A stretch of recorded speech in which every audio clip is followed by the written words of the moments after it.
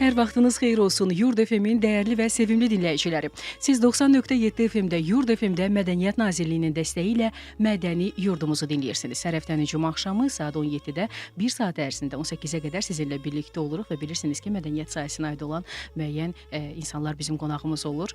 Bugünkü qonağım məlum olandan sonra demək olar ki, bu zamana qədər üzümdə bir gülümsəmə ilə onun gəlişini gözləyirəm. Belə ki, bugünkü qonağım Azərbaycanın xalq yazıçısı Çingiz müəllim Abdullayevdir. Xoş gəlmisiniz Çingiz bəy.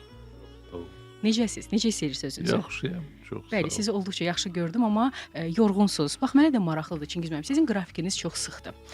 Bu ərəfələrdə nə bilim, səfərlər olur, iş görüşmələriniz olur və s. Ümumiyyətlə, bax, bir gününüz necə keçir? Bax, bunu istəyərdim bilim. Çox çətin keçir. Ona görə, bax, bugün mən 2 saat yatmışam. Bəli. Ona görə ki, mən hazırlamalıydım müqavilələr, bəzi dokumentlər və gecə saat 5-əcən, 6-əcən oturub onu hazırlayırdım. Sonra 2 saat yattım, sonra getdim, görüşdüm. Orada Almaniyadan gəliblər nümayəndələr onlarla. Bəli. Sonra bura gəldim, buradan çıxıb yenə bir tədbir var, gedəcəyəm, aşağı düşəcəyəm. Sonra Sakit Məhmədov muzeyində bugün tədbir var. Sonra Hüseyn Bala Miralanov 80 illigi var. Tədbir yəni bax belə keçir. Əsas o deyil ki tədbir, əsas odur ki, gecələr mən oturub kitab yazıram axı, ssenari kitab ya. Ona görə əgər bacarmırsan işləmə, əgər bacarırsan çalış ki, hər şeyi çatdırasan. Ümumiyyətlə, elə insanlar var ki, onları ayaqda saxlayır, dinç saxlayır çox işləmək. Sizdə necədir? Xoşbəxtsiz bax bu qrafiklə. Bəli, xoşbəxtəm. Axı mən ömür boyu həmişə sevimli işlə məşğul olmuşdum. Yəni mən deyə bilmərəm ki, mən hansısa işdə işləyirdim, çalışırdım ki, mənim xoşum gəlmirdi. Bax, uşaqlıqdan futbol sevirdim. 8 il oldum Neftçidə rəhbər və Neftçini biz çempion elədik. Azərbaycanın çempionu elədik. İndi bəzi xatırlamırlar insanlar. Amma Qarabaxı da keçdik. Bu çox çətin idi. Amma bunu biz elədik. Sonra mən həmişə sevmişəm kitab yazmağı, hələ cavanlıqda tələbə olanda neysə yazırdım və indi də yazıram. Heç kəs məni məcbur eləmir ki, otur yaz yenə. Mənim dostum Natiq Rasulzadənin bir yaxşı sözü var. Əgər yazıcı əsl yazıcıdırsa, əgər onun istedadı vardırsa, o onu basmalıdır. Basmalıdır ki, sən oturub işləməlisən, sən dözə bilmirsən, nəfəs ala bilmirsən, əgər sən işləməsən. Bir dəfə mənim atam məndən soruşmuşdu, əgər sənə heç yerdən, dünyada heç yerdə pul verməsələr, amma belə çap eləsələr, sən bəyəm yazmarsan, bilmirəm necə yaşayardım, mənim nə mağazinim, nə restoranım yoxdur. Amma təbii ki, istəyərdim. İstəyərdim ki, kitablarımı çap eləsinlər, istəyərdim işləyim, bilmirəm necə dolanardım, necə yaşayardım. Amma bu xoşbəxtlikdir, əgər sən öz işini, öz peşəvi sevirsən.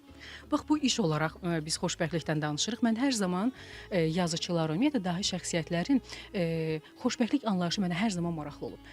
Bir böyüyüm olaraq sizdən soruşuram, bir gənc bir insan olaraq. Sizcə xoşbəxtlik nədir? Yox, birinci başlayaq ki, mən də sizi kimi gənc insanım. Əlbəttə. Heç şübhəm yoxdur. Mən sizə deyim, bilirsiniz, xoşbəxtlik odur ki, mən belə hesab edirəm, sən yaşayırsan, necə sən özün istəyirsən. Bax, sən yaşayırsan belə, nə sənin xoşuna gəlir, onu ilə məşğul olursan. Deyirlər ki, xoşbəxt insan işə gedir, sevinir, evə qayıdır, sevinir. Sevinə. Bəlkə də belə. Amma indi yaşa doğruca mən sizə deyim, təbii ki, sevimli peşə olmalıdır, sevimli ki, şərait olmalıdır. Təbii ki, sən neysə qazanmalısan ki, dolana biləsən. Amma ən böyük, hamısından keç üstünlük verən, mən verirəm, üstünlük verirəm, o sənin ailövün sağlanmağıdır. Əgər onlar sağlamdırsalar, hər şey yaxşıdır. Əgər biri xəstələnirsə, bu faciədir və dünya dəyişir. Və bir tərəfi də var, onu da mən deməliyim, dəfələrlə demişəm, indi də deyirəm. Bilirsiniz, bəzi şeylər insanın özündən də asılı deyil. Bu da valideynlərlə yaşamaq. Bu baxımdan mən qorxuram bunu deyim, deyirdilər, demək gözləyir. Gözləyməz. Anam gedib 87 yaşında, atam gedib 81 yaşında. Amma bundan böyük xoşbəxtlik ola bilməz ki, mən 50 yaşınacan uşaq olmuşam. Bəli. Mən atam, anamla yaşamışam. Bu çox böyük xoşbəxtlikdir. Bəli. Ona görə mən bunu belə başa düşürəm. Yəni təbii yenə deyirəm, bu şöhrətdir, qonorardır, puldur, kitabdır. Bu çox yaxşıdır. Çalışırsan ki, səni tanısınlar, sənin kitabların çıxsın. Çalışırsan ki, daha yaxşı yaza. Kinoların mənim 10 kinom çəkilib Bəli. bu günə. 2 serial, 8. Amma əsas sənin ailövün, sənin uşaqların, nəvələrin sağlanmağı və təbii ki, əgər Allah imkan verirsə, ya da sən yaxşı baxırsan valideynlər və heç olmasa 20-25 yaşınacan sən atonla, anonla yaşayırsan. Mən 50 yaşınacan uşaq olmuşam və hesab edirəm bu çox böyük xoşbəxtlik. Bəli, çünki ailə istiliyini, dəstəyini hiss eləmək düşünürəm ki, bütün yaşda eynidir. Yəni istər gənc, istər də sonrakı yaşlarda. Təbii. Mədəni yurdumuz. Çingiz bəy, bax siz ali məktəblərdə tez-tez olursunuz. Məsələn, gənclərlə görüşürsünüz. Mənə maraqlıdır, bax, indiki gənclərin təfəkkürü ilə 80-ci illərdəki o təfəkkür arasında bir fərq görürsünüzmü? Bir artım görürsünüzmü? Çox böyük fərq. Nə danışırsın? Bəli. Nəinki o ali məktəblərdə uşaqlar, 6-7 yaşında uşaqlar görürsün. Onlar bugün mənim nəvəm 7 yaşında, 6 yaşında belə şeylər bilir ki, mən bilmirəm. Dünən telefonu götürüb Bəli. neysə basır düymələri, mən heç onları bilmirəm, tanımıram. Ona görə çox böyük fərq var və təbii ki, bu uşaqlar o uşaqlara oxşamırlar. Düzdür, daha az oxuyurlar kitab, bədii, ədəbiyyatı daha az onu da mən görürəm. Bəli. Amma o biri tərəfi də bugün internet var, bugün sosial şəbəkələr var, Bəli. bugün çox maraqlı insanlar suallar verirlər, cavanlar xüsusilə və soruşanda kim olmaq istəyirsən, vaxtı ilə kosmonavt olmaq istəyir. İndi belə şey yoxdur. İndi ya ticarətlə məşğul olmaq istəyirlər, ya hüquqşünas istəyirlər, yəni dəqiq bilirlər nə istəyirlər. Ona görə təbii ki, dəyişib və çox dəyişib. Və yaxşılığa doğru dəyişib, ən azından Deyə bilmək yox, onu deyə bilmərəm, xeyr. Yaxşılığa, bilirsiniz, mən sizə deyim nəyə görə. Bağışlayın, mən dedim ikimiz də cavanıq, amma sosializm cəmiyyətdə daha çox insaflı insanlar var idi. Ona görə ki, biz deyirdik o vaxtlar ki, insan insaflı olmalıdır, vicdanlı olmalıdır, insan kitab oxumalıdır, insan insanlara kömək eləməlidir. İndi isə kapitalizmdir. Biz deyirik, əsas puldur. Vicdan lazım deyil, insaf lazım deyil, Allaha inanmaq lazım deyil. Əsas pulun var, ağıllısan, pulun var, uğurlusan, pulun yoxdur, qutardı. Budur, bax, həqiqət bu. Ona görə istəmirəm bu həqiqəti, qəbul eləmirəm. Mən görünür hələ orada qalmışam. Amma budur, bu reallıq budur ki, bugün əgər soruşsalar hansı sual edəndən, o deyəcək ki, əsas mənim uşağım uğurlu olsun, əsas varlı olsun, əsas onun pulu olsun, pulu da olmasa mən qazanım, ona qoyum. Necə qazanırsan, o vaxt adam utanırdı, inanus mənə ki, insanlar utanırdı, birdən kimsə deyər ki, bu oğurluqla pul alır, ya rüşvətlə, o vaxt da var idi. Amma utanırdı, indi utanmır, heç kəs utanmır, deyir, bəli, pul da götürürəm, korrupsiya da var, rüşvət də alıram, mən necə dolanım, yaşayıram da. Ona görə bu baxımdan o cəmiyyətdəki əsas puldur, bilirsiniz, mən o cəmiyyəti qəbul eləyə bilmirəm. Mədəni yurdumuz. Siz saatlarla danışın, mən sizə qulaq asaram. O qədər xoşdur mənə sizi dinləmək. Amma bilirsiniz nəyə qulaq asmaq istəyirəm Çingiz bəy? İlk romanınızı bax yazmağa başladığınız an, səhv eləmirəmsə ilk romanınız da Mavi Mələklər idi. Bəli. Necə oldu? Necə başladınız? Gəlin bax bu barədə biraz danışaq. Yox, başlayaq ondan ki, mən məktəbdə hələ oxuyanda neysə yazırdım və hüquq fakültəsinin mən redaktor idim, qəzetin redaktoru və maraqlıdır ki, neçə il keçib mənim dostlarım o yazdığım məqalələri indiyəcən saxlayırlar. Çünki 40-50 il keçib. Mən inanmazdım əgər kimsə mənə desəydi ki, Bəli. olacaq belə sən yazıcı olacaqsan, da xalq yazıcı deyirəm, ümumiyyətcə yazıcı. Ömrümdə inanmazdım. Amma belə oldu ki, mənim dostum həlak oldu xaricdə. Mən fikirləşdim ki, ondan yazım o belə Bəli. ciddi işlə məşğul olurdu və mən özüm üçün, yalnız özüm üçün yazdım və onu aparıb verdim nəşriyyata. O vaxt da Bakıya gəlmişdim və mən İnzibat şöbəsində, partiya işində mən baxırdım. Dövlət Təhlükəsizlik Komitəyə, polisiyaya, prokuraturaya, məhkəməyə və həmin Dövlət Təhlükəsizlik Komitəsi dedi mənə qəti olmaz o kitabı buraxmaq və 2 ilə yaxın, 3 il idi, 2 il yarım. İcazə vermirdilər ki, çıxsın kitab. Sonra mənim qonşum evdə keçmiş nazir idi və yəni o vaxt nazir işləyirdi və poliqrafiya üzrə nazir idi. Nazim İbrahimov, Allah ona rəhmət eləsin. O buraxdırdı bu kitabı və birinci kitabım çıxdı. Və çıxanda da mən cavan oğlan idim, 28 yaşım var idi. Amma 30 minlə çıxıb, onu buraxıblar və bir həftəyə satılıb. Sonra qərar qəbul elədilər ki, bir tirajda buraxsınlar. Yazıcı nəşriyyatı 100 minlə buraxdı və o da satıldı 2 aya.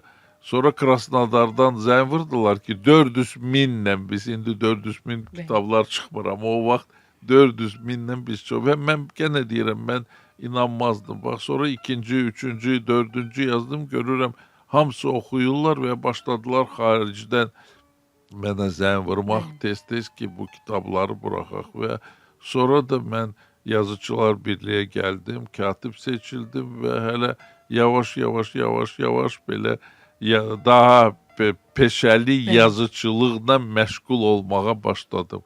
Gənə deyə, bilirsiniz, mən bu illərdə Səməd Vurğunun kabinetində oturmuşam Yazıçılar Birliyində. Kim olubsa Yazıçılar Birliyində bilir ki, mən 3-cü mərtəbədə otururam və keçəndə mənim yanıma orada xalq yazıçıların, xalq şairlərin şəkilləri asılıb.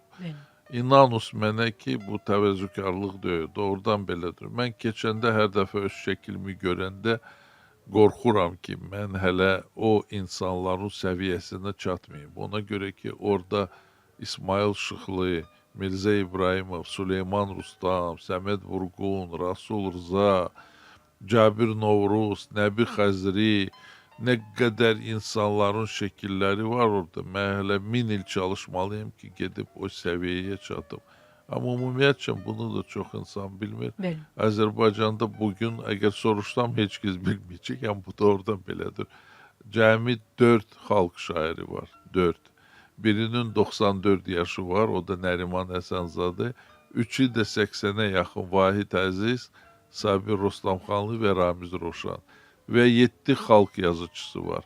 İndi də yaxşı deyir deyirəm, amma deyirəm, ən cavanı ilə siz indi bugün danışırsınız. Xalq yazıcının ən cavanı ilə. Bu mənim üçün çox böyük bir qürurdur. Çox sağ olun. Çünki deyəsən sevmirsiniz, sizi çox belə tərifləyə. Əslində bu tərif deyil, bu Yox, öz mən sizə hisslərimizin deyim, tərcüməsi. bilirsiniz, buna ciddi yana. Ona görə ki, mən bunu dəfələrlə demişəm. Yaradıcı insan təvəzzükar ola bilməz. Ona görə yox ki, hamısı yaradıcı insanlar belə pisdir. Xeyr, biz nə istəyirik? Yazıcı nə istəyir? Mən gündəlik yazmıram. Mən istəyirəm ki, mənim kitabımı oxusunlar. Mən yazıram ki, oxusunlar. Bəstəkar nə istəyir? İstəyir ki, onun musiqisi səslənsin. Rəssam istəyir ki, onun sənət əsərləri görsünlər. Müğənni istəyir ki, onu eşitsinlər. Və təbii ki, bu belədir. Ona görə yox ki, biz gizlədirik təvəzzük. Xeyr, biz istəyirik. Amma bu tərifləmək belədir ki, bilirsiniz, indi Azərbaycanda kimi soruşursan dahi insandır. Bir şey, 1000 ildən sonra bilinəcək, sən dahisən ya dahi deyilsən. Dahilər Azərbaycanın tarixində olub. Amma özüvə dahi deməklə də, sonra da tərifləməklə də, əgər kitabı oxuyurlarsa, əgər kitabı buraxırlarsa, əsas budur. Onda sən yazıcısan. Əgər sənin kitablarını heç kəs oxumur, əgər sənin kitabların heç yerdə, heç bir dünyanın bir ölkəsində çıxmırsa, mağazində yoxdursa, Bu faciəvidir. Bilirsiniz, məndən tez-tez soruşurlar, sən istəyərdin ki, uşaqların yazıçı olsun. Bəli. Mən həmişə deyirəm, Allah göstərməsin. Niyə elə deyirsiniz? Ən faciəvi peşə bugün yazıçıdır. Ən faciə.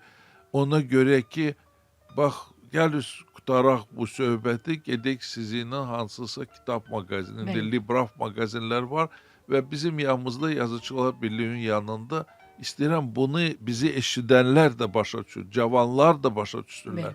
Bax, bizim yanımızda orada böyük kitab mağazası var və Günel Anar qızı onun düz metronun yanında böyük.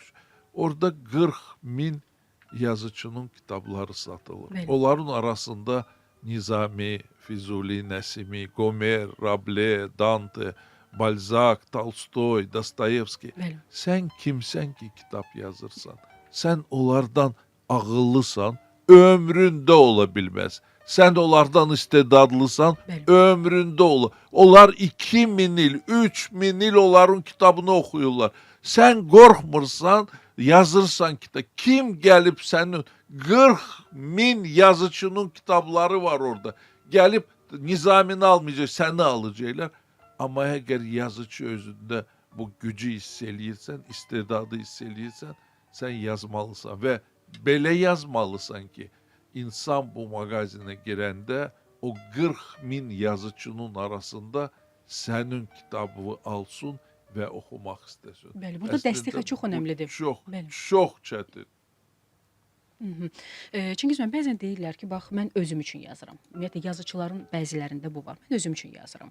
Yəni, kütlə o qədər də maraqlı deyil. Fikrinizi bilmək istəyərdim bu barədə. Yox, təbii bu belədir. İnsan özü yazır və özü üçün yenə deyirəm, əgər sən sevinmirsən, əgər öz yazdığından niyə görə yazırsan? Bəli. Amma o biri tərəfi də var. Bunu deyən insanlar biraz yalan danışırlar. Ona görə ki, o istəyir ki, onun kitabını oxusunlar. Hər bir yazıcı istəyir və yazıcı istəyir ki, onun kitabı səslənsin, onun kitabı buraxsınlar, onun kitabı xaricdə çıxsın, tərcümə olunsun.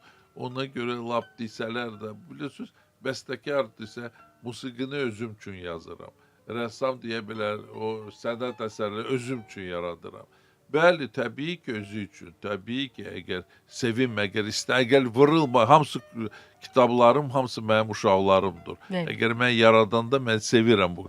Amma mən istəyirəm ki, bu kitablar səslənsin, onu oxusunlar. Mən sevinirəm, harası gedəndə xaricə mənə deyəndə ki, sizin kitabınızı oxumuşuq.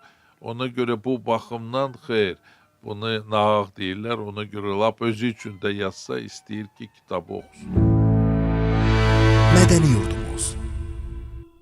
Çingiz bəy, Agata Kristi zamanında deyib ki, mənim ilham mənbəyim qab yuyanda gəlir. Bəli. Sizin ilham mənbəyiniz nə vaxt gəlir? Mən qab yumuram da, mənim yoldaşım məni mətbəğa buraxmır.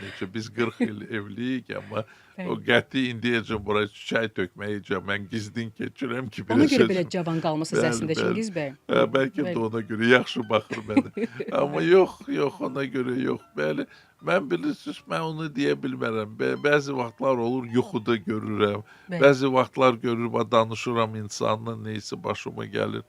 Yox, bilirsiniz, mən gözləmirəm ki, haçan mən qap yuyacağım. Mən gözləyirəm ki, oturum və işləyim. Məndə belə şey olmayıb ki, oturub ilhamı gözləyim, oturub neysə mən hiss eləyim. Xeyr, mən sevirəm yazmağı. Mən həmişə deyirəm, əgər Allah mənə 1000 il versəydi, mən 500 il oturub öz kitabxanamda kitab oxuyardım və işləyərdim, kitab yazardım. 500 ildə dünyanı gezərdim. İndi mən düzdür, 80-dən çox ölkədə olmuşam. Hər yerdə, çox yerlərdə olmuşam. Amma istəyərdim hələ bir 500 ildə gezim bu gözəl dünyanı görüm və gözəl qadınlarla da tanış olum. Allah sizə sağlam can versin, sağlam ömür versin ki, bu arzularınızı daha da reallaşdırasınız. Yaxşı, razıyam.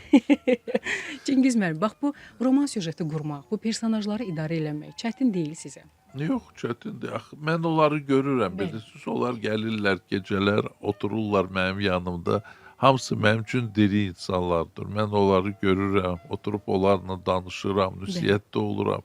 Ona görə xeyr, çətindir, mənə maraqlıdır. Bilirsiniz, kitab yazmaq əslində çox maraqlıdır. Ona görə ki, sən təzə dünya yaradırsan. Bilirsiniz, bu baxımdan yazıçılar çox xoşbaxt insandılar. Ona görə ki, heç kəs yalnız Allah dünya yarada bilər. Amma sən də təzə dünya yaradırsan və bu baxımdan xeyr, çox maraqlıdır. Mənim üçün çox maraqlıdır. Heç bu zamana qədər olub ki, məsələn, sonluğu əvvəl bilmisiniz və daha sonra əvvəli sonluğa uyğunlaşdırmısınız. Bəli, olub, Çox amma maraqlıdır yenə bu. bilirsiniz, yazanda deyirəm də, bunlar diri insandılar. Bəli. Belə olub ki, mən istəyirdim bunu belə yazım, amma qəhrəmanlar oturub mənimlə Bəli. razı olmurdular və ona görə dəyişirdim axırda. Neysə, görürdüm ki, yox, xeyr, bu ona uyğun deyil, bu onun xarakterə uyğun deyil. Ona görə dəyişirdim. Mədəni yurdumuz. Bax, Çingiz bəy, bax, siz həm mütaliəni sevirsiniz, həm də ümumiyyətlə yazırsınız da. Hər ikisi Bəli. çox çətindir. Bax, çox yazmaqla qrafomaniya arasındakı o sərhəddi necə qoruyursunuz? Mən Çox sizə çətindir. deyim, bilirsiniz, bu rus dilindən gəlib, qrafoman sözü.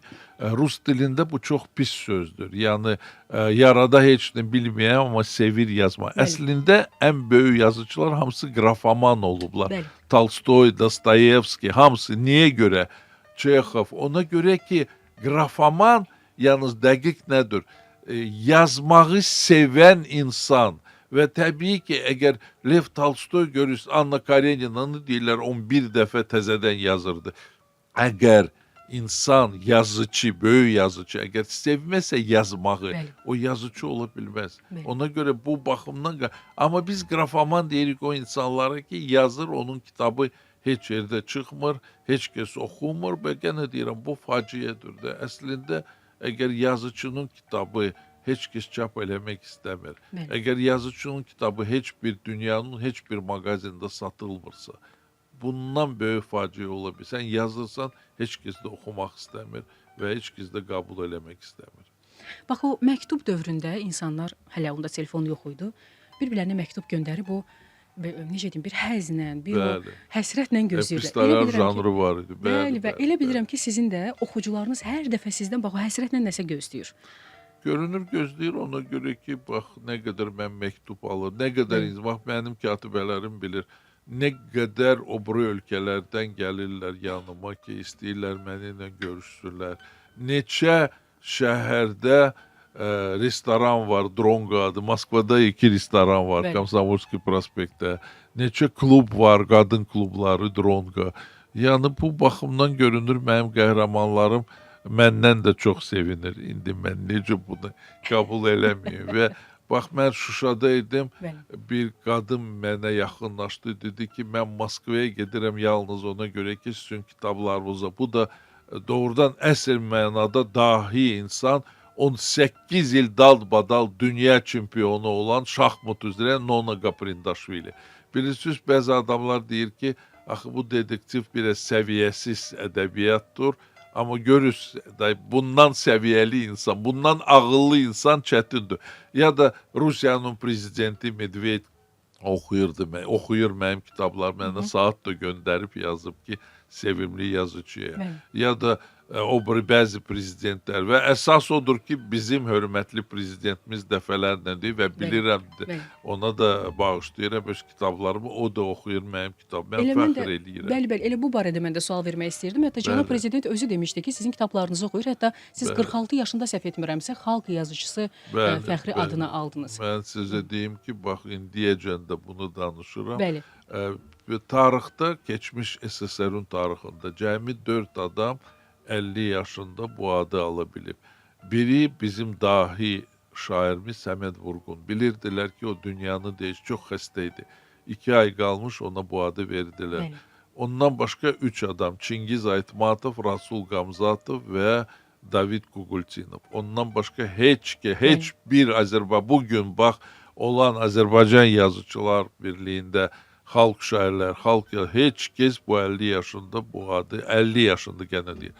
Eşidəndə ki, mənə bu yaşda bu adı veriblər, mən 3 gün gözləyirdim, düşünürlər ki, bu səhvdir, bu səhvdir, düz deyim. Ya da prezidentin zarafatıdır.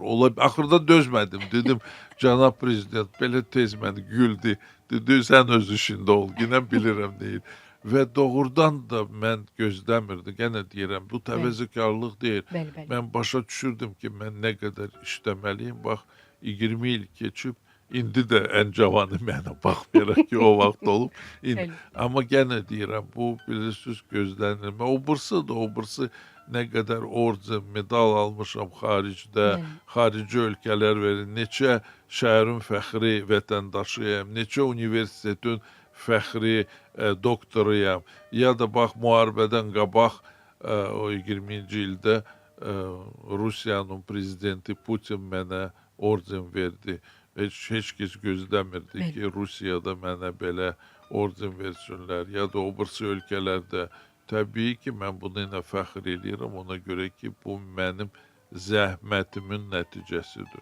Həmçinin Frankfurt mükafatına da layiq görülmüsünüz, amma çox insanın barədə anlayışı yoxdur. Çingizmən, bu barədə də məlumat versəz. Yox, var, ona görə ki, bu böyük bir mükafat idi. Mən ümumiyyətlə çox mükafat aldım, 14 mənim beynəlxalq mükafatım. Amma bu çox böyük mükafatdır. Avropanın bu Nobel kimi gedir. Ona görə ki, bundan sonra o birisi mərhələ Nobel mükafatıdır. Amma bunu vermişdilər. Ondan başqa mən sizə deyim, bunu da çox adam bilmir. Azərbaycanda MDB ölkələri bir 20 il bundan öncə onlar danışmışdılar ki, ildə bir dəfə adam MDB ölkələrin ulduzu alsın. Ən tanınmış insanlar bu məkanda. Onlar alırlar bu ulduzu və mükafatı və bu ulduzu bizim hörmətli vitse-prezident Mehriban xanım almışdı. Sonra Omar Eldarov dahi bizim sənətçimiz. Sonra da dahi bizim rəssamımız Tahir Salahov.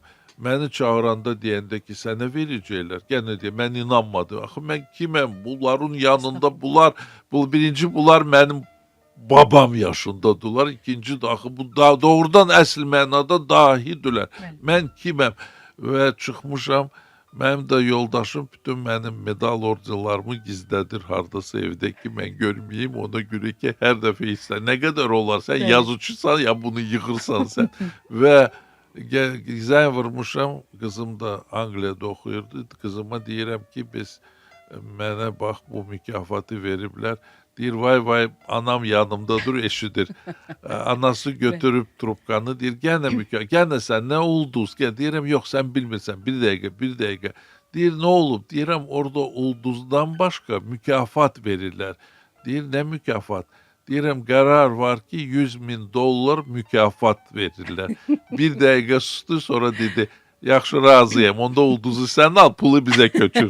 Və sonra mən Tahir Salahova danışdım, müdrik insanı, deyir, arvada da deyərlər puldan, danışarlar. Sən nə eləmişsən? Götür pulları, onsuz da onlara xərclə. Yavaş xərclə. Nə olub? Bunu qaça-qaç dur. Amma bu da var, bu mükafat da var. Azərbaycanda məndən sonra Fərhad Bədalbeli aldı, Fərhad Xalilov aldı, Nərgis Paşayev, deyəsən Sakit Məmmədov aldı. Yəni çox tanınmış insanlar və mən fəxr eləyirəm ki, mən də bu sıradayım. Mən də sizlə fəxr eləyirəm. Çünki həqiqətən də bax bu söhbətə mənim bugün ehtiyacım varmış. Çox təşəkkür eləyirəm bu üzümü güldürən söhbətiniz üçün. Çünki siz ümumdünya sizin şöhrətiniz Azərbaycan mədəniyyəti üçün çox böyük bir töhfədir. Çox sağ olun, minnətdaram sizə. Dəyərli dinləyicilər, bir daha xatırladım ki, siz 90.7 FM-də, Yurd FM-də Mədəniyyət Nazirliyinin dəstəyi ilə mədəni yurdumuzu dinlədiniz. Amma əgər müəyyən səbəblərdən, vaxt məhdudiyyəti səbəbindən bizi dinləyə bilmədinizsə, cəmi bir gün sonra həm Mədəniyyət Nazirliyinin, həm də Yurd FM radiosunun rəsmi YouTube kanalında tam versiyanı həm dinləyə, həm də izləyə bilərsiniz. Hər həftənin cümə axşamı saat 17-də bizi dinləməyi unutmayın. Hələlik.